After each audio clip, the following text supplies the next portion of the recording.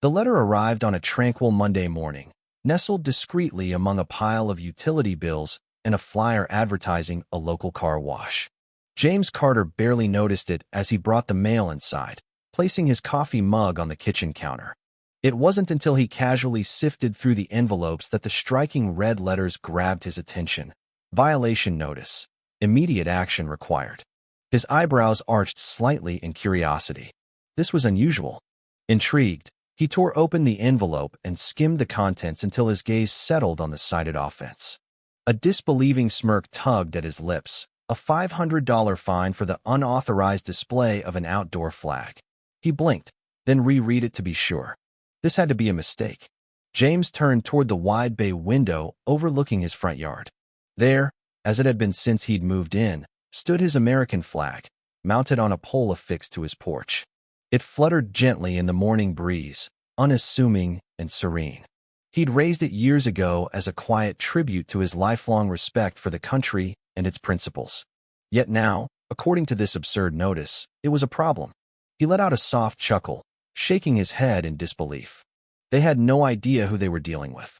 Folding the letter neatly, he set it on the counter, grabbed his car keys, and headed out. Having lived in the neighborhood for 6 years without incident, James was well aware of the Homeowners Association's reputation.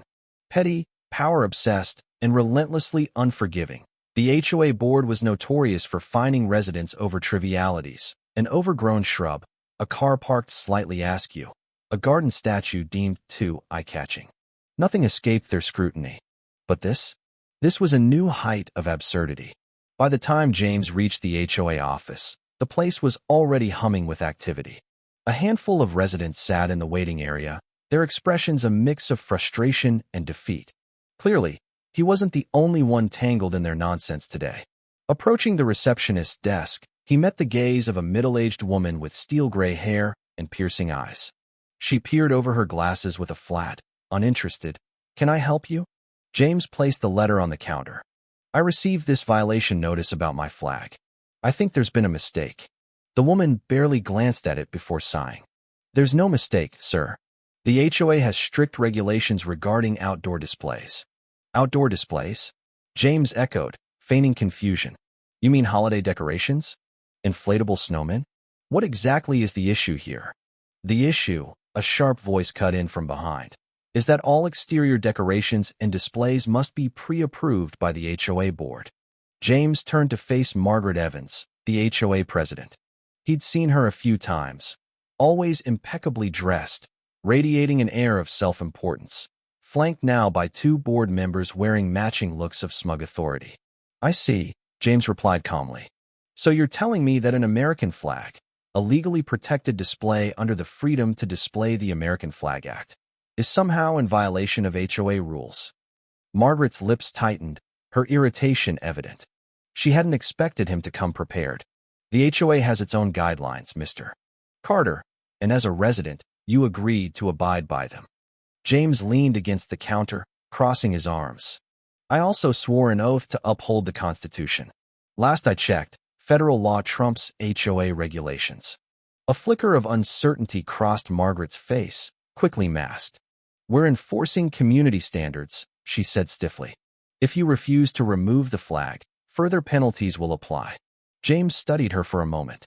He could see it now, the power trip, the need for control. She thrived on the illusion of authority. It was almost amusing. "Margaret," he said evenly, "you might want to reconsider." Her eyes narrowed. "And why is that?" James smiled, but it held no warmth. "Because you have no idea who you're trying to fine." A tense silence fell over the room. A few residents in the waiting area turned their heads, sensing the shift. Margaret straightened, unwilling to yield. "The fine stands. You have 7 days to comply." James gave a slow nod, pocketing the letter. "All right," he said, heading for the exit. "Let's play this out." As he walked away, he felt their eyes on him, could almost hear their minds churning. They thought he'd cave like so many before him. What they didn't know, what they couldn't possibly suspect, was that James Carter wasn't just another exasperated homeowner. He was a sitting Supreme Court judge. They'd just made the gravest error of their lives. Back home, James settled into his study, flipping through legal texts with practiced ease. The case law was unambiguous. The HOA didn't have a leg to stand on. Still, something told him Margaret wouldn't back down easily. That was fine. He was more than prepared. Over the next few days, the letters kept coming, each more aggressive than the last. Fines escalated, threats of legal action grew bolder. Neighbors began whispering. Some urged him to comply, others quietly cheered him on. A few confessed they'd faced equally ludicrous fines, but paid out of fear. The pattern was clear. This wasn't about rules, it was about control. Then came the final blow, a hand-delivered notice warning that non-compliance would escalate to the HOA's legal team. James laughed aloud when he read it. They were actually going to sue him. That evening, sitting on his porch with his coffee, he watched HOA members patrol the neighborhood, issuing fines, inspecting homes, flexing their imagined power. They still had no clue. Reaching into his pocket, he pulled out his phone and dialed. "Yeah, it's me," he said. "I need to prep for a case. It'll be an easy one, but entertaining." A pause, then a chuckle from the other end. "What are we dealing with?" James glanced at the notice, smirking. An HOA board that thinks it can overrule the Supreme Court. The laughter was instant. "All right," the voice said. "Let's have some fun with this." The HOA meeting was set for Friday evening in the neighborhood clubhouse, a modest structure that hinted at faded luxury. The parking lot was packed when James arrived. Clusters of residents murmured outside, the air thick with anticipation. Something big was brewing, though no one knew exactly how it would unfold. Inside, Margaret stood at the front, arms crossed, exuding smug confidence. The board sat behind her, rigid and blank-faced. A few seemed uneasy, but none dared challenge her iron grip. The room was packed, neighbors drawn by the rare drama. Word of the clash between Margaret and the new troublemaker had spread fast. They didn't realize they were about to witness the unraveling of the neighborhood's most power-hungry figure. Margaret cleared her throat, tapping papers against the table. "Before we begin the regular agenda," she said with forced politeness, "we must address a violation. Mr. Carter, please stand." James stayed seated a moment, letting the tension simmer, then rose slowly, meeting her gaze with calm indifference. Margaret turned to the crowd, gesturing theatrically. "Mr. Carter has refused to comply with HOA regulations regarding unauthorized exterior decorations. Despite warnings, he's chosen to challenge this board's authority. We have no choice but to pursue legal action." Murmurs rippled through the room. Nervous glances, whispered exchanges. James clasped his hands behind his back, his voice steady. "Margaret, are you absolutely sure you want to take this to court?" Her eyes narrowed. "This isn't about what I want, Mr. Carter. It's about enforcing community standards." James exhaled softly, shaking his head. "Interesting."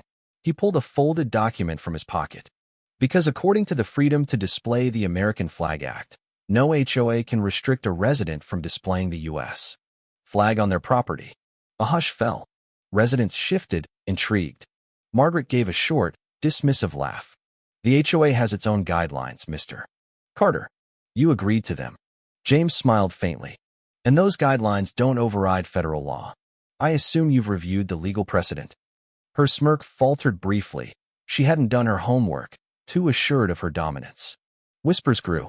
An older man in the back raised a hand. "So the HOA's been fining people for things they can't legally enforce." Margaret snapped toward him. "That's not what this is about." James raised an eyebrow. "Isn't it?" A woman near the front spoke up. "Wait, if they can't fine him for this, what about all the other fines we've paid?" The room tilted. Margaret's control was slipping. She squared her shoulders. "This isn't up for debate. The board has decided Mr. Carter will comply or face consequences." James tilted his head. "You sure about that?" He unfolded another document. "Because as of this afternoon, I've filed a case against this HOA for harassment, unlawful fines, and misuse of funds." The room erupted. Gasps, exclamations, disbelief. Margaret paled. "You what?" she sputtered. James handed the document to a nearby resident, who read it aloud, detailing the HOA's violations, unlawful fines, and potential financial fallout. "This isn't just about my flag," James said over the noise. "It's about every resident bullied into paying fines they didn't owe." Agreement spread, grievances poured out. "They fined my kid for leaving his skateboard out. They made me repaint my garage over a shade they later changed. The floodgates opened. Margaret slammed the table. This is ridiculous. Mr. Carter's turning this into a witch hunt. James smiled. No, Margaret. I'm just ensuring people know their rights. A younger man laughed. Wow, you really thought you could find a Supreme Court judge and get away with it? Silence hit like a thunderclap. Margaret's face twisted. What? James met her gaze, unruffled. Did I forget to mention that? It was over. The board's confidence crumbled. Residents cheered. Margaret was speechless, her mouth flapping uselessly. James paused at the exit. You have two choices: drop the fine and refund the money you've taken, or lose in court. He didn't wait for a reply. Margaret, however, wasn't one to surrender. 2 days later, another notice arrived, escalating the matter to the HOA's legal team. James almost pitied them. Sitting in his study, he dialed his attorney, Robert Hayes. Robert laughed immediately. They really think they can take you to court over this? James smirked. Margaret thinks she's untouchable. She's betting no one here can challenge her. She picked the wrong guy, Robert replied. You want me to handle it, or take the satisfaction yourself? I'll handle it, James said. I want them to see their mistake up close. The court date loomed. Meanwhile, rumors swirled, questions about the HOA's finances. Where had years of fines gone? The clubhouse was lackluster, the pool needed repairs, yet no improvements materialized. A retired accountant, Henry, dug into public records and uncovered a bombshell. At an informal homeowner gathering, he stood, folder in hand. Folks, we've been robbed. He revealed thousands collected annually, much unaccounted for, large sums funneled to administrative costs, and a private account tied to Margaret. Outrage erupted. James watched from the back, arms crossed. Margaret's obsession with him had blinded her to her crumbling empire. In court, James faced Margaret's team with unshakable calm. Their lawyer argued he'd violated HOA rules, but James waited patiently. When his turn came, he presented the flag act, proving the fine's illegality. Then he dropped the bombshell, evidence of Margaret's embezzlement. Residents, led by Henry, entered with financial records. The judge ordered an audit, dismissed the fine, and mandated refunds for unjust violations. Margaret sank, defeated. Outside, reporters swarmed. How does it feel to topple a corrupt HOA? One asked. James smiled. Justice catches up eventually. Margaret thought she was untouchable.